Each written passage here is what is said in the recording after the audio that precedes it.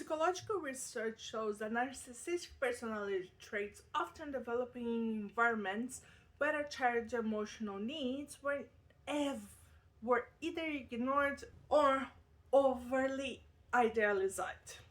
Not because someone is born narcissistic, but because their identity forms around the survival strategies when healthy attachments is missing.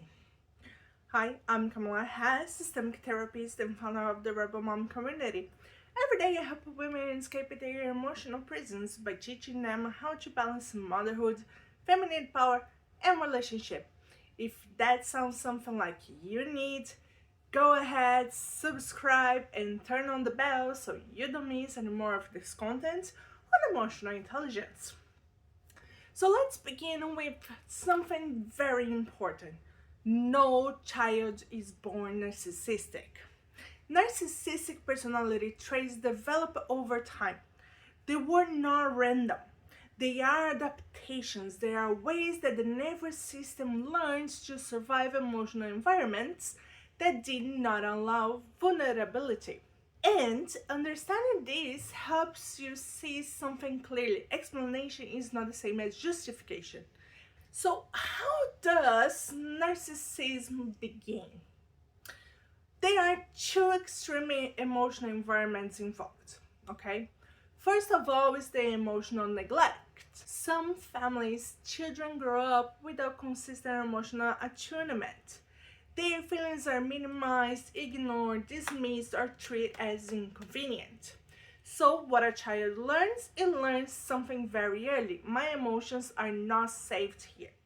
So instead of developing a secure identity, the child develops protection. Confidence becomes armor. Control becomes safety. Superiority becomes distance from shame. What looks like arrogance later in life often starts as emotional invisibility. And the second is the emotional enmeshment. This is less talk about it, but just as powerful. Sometimes a child is not ignored, he's idolized, he's overprotected, or emotionally fused with a parent's identity. So he becomes like the special one, or the stronger one, or the one who cannot fail. But this kind of admiration is conditional. It actually depends on performance, it depends on image, it depends on staying perfect. So the child never develops a stable internal sense of worth. Instead, he learns I am valuable only when I am admired, and admiration becomes survival. Third is the lack of emotional accountability modeled in the family. Children learn relationships by watching relationships. If they grow up seeing conflict without repair, power without responsibility, criticism without empathy, control without boundaries, they internalize these dynamics as normal. Not because they want dysfunction, but because they never saw alternatives. The fourth is the cultural expectations over masculinity. This part is rarely discussed but extremely important. Many boys grew up hearing, don't cry, don't be weak, don't depend on anyone. You have to be strong, be dominant, be successful. So instead of learning emotional regulation, they learn emotional suppression.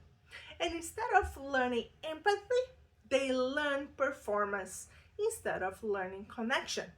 They learn control, and over time, emotional distance becomes identity. Now, here's one of the most important truths in this whole conversation. Understanding how narcissistic traits develop does not mean you are responsible for healing them. Many women get stuck here. They start researching his childhood, his parents, his wounds, his past, and slowly begin believing if I understand him enough, I can help him change. But personality change requires self-awareness, accountability, and willingness. And no partner, and I repeat, no partner can create that for someone else. So the real question is not how did he become this way, and the real question is he willing to see it? Because the orange explains behavior, but responsibilities changes everything. And emotional intelligence means knowing the difference between compassion and self-sacrifice.